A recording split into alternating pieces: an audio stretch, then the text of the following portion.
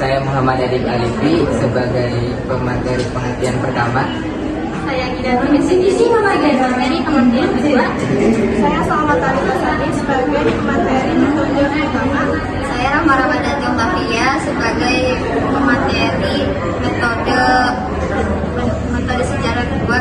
Saya Nurul Fadila sebagai pemateri metode keempat. Langsung saja ke Adib dipersilahkan. Pengertian periodisasi.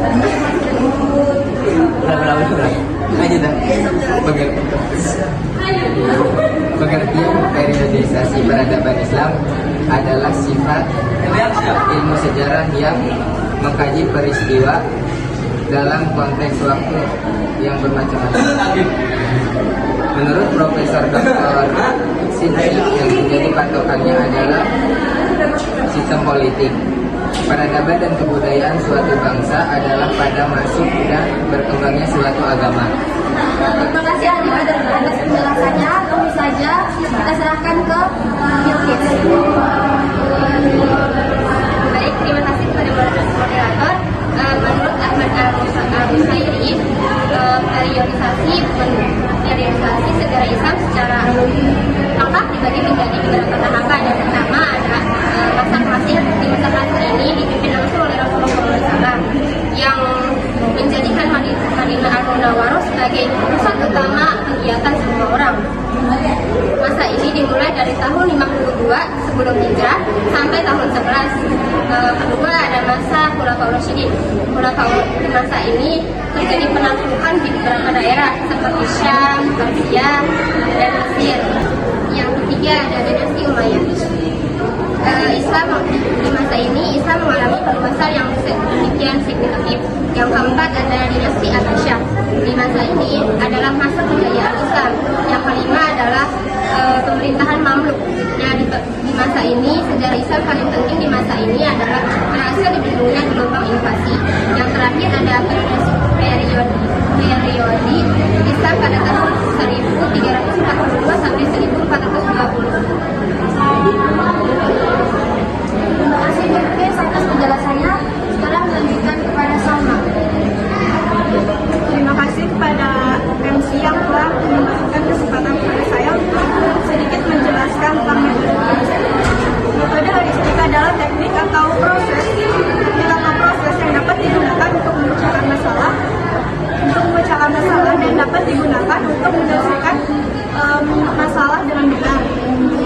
Sedangkan menurut Khalil Syamsuddin, metode heuristik adalah kegiatan pada sumber-sumber sejarah untuk mendapatkan data-data sejarah dengan benar. Adapun jenis metode heuristik yang pertama yaitu sumber tertulis seperti naskah perjanjian, dan yang kedua sumber lisan seperti mewawancarai dengan tokoh dan mewawancarai pada masyarakat yang berada di dalam daerah bersejarah tersebut. Dan yang terakhir yaitu benda-benda peninggalan seperti artefak. Dan yang terakhir yaitu tahapan penelitian. Yang pertama menentukan tema dan judul penelitian. Yang kedua mencari sumber data sejarah. Yang ketiga mengunjungi lokasi peristiwa.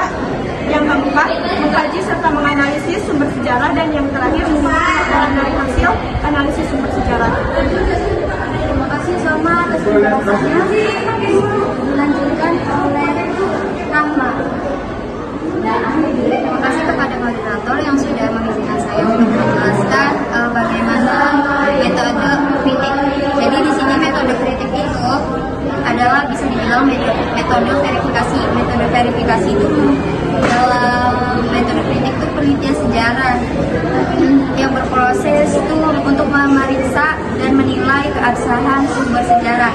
Dan penelitian ini memiliki dua jenis verifikasi, ada kritik internal dan ada kritik eksternal. Kritik internal ini adalah dalam sejarah sebuah teknik yang digunakan untuk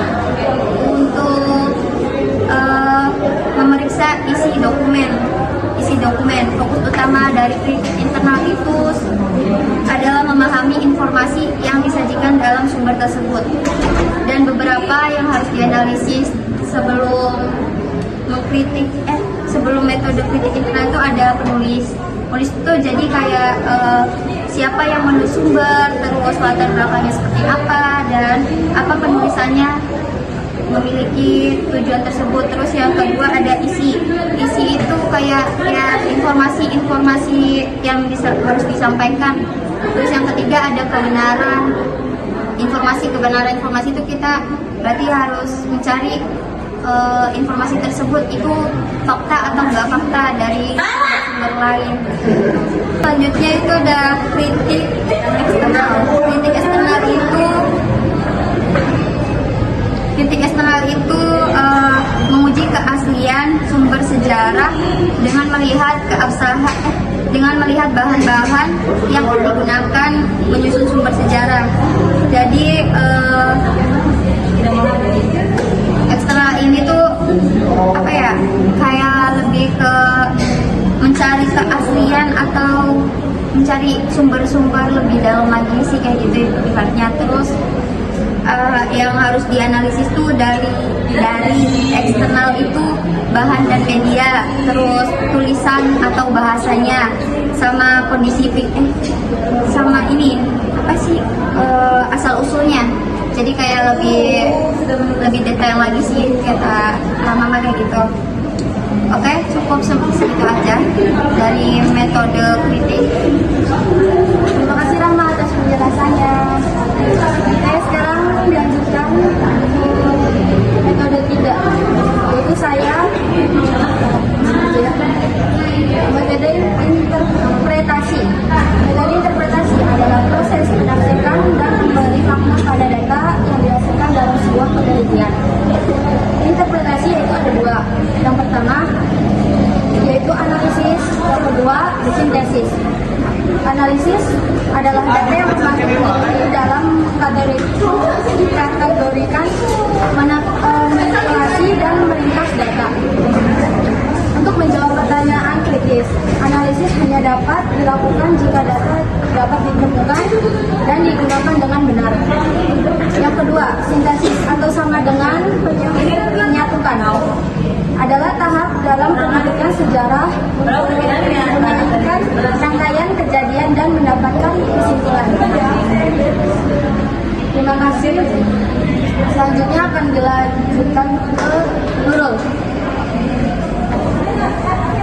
Terima kasih kepada moderator yang sudah mengizinkan saya melanjutkan materi yang keempat, yaitu metode historiografi, yaitu cara penulisan atau melaporkan penelitian dengan merangkai fakta-fakta menjadi kisah berdasarkan pada data yang dianalisis.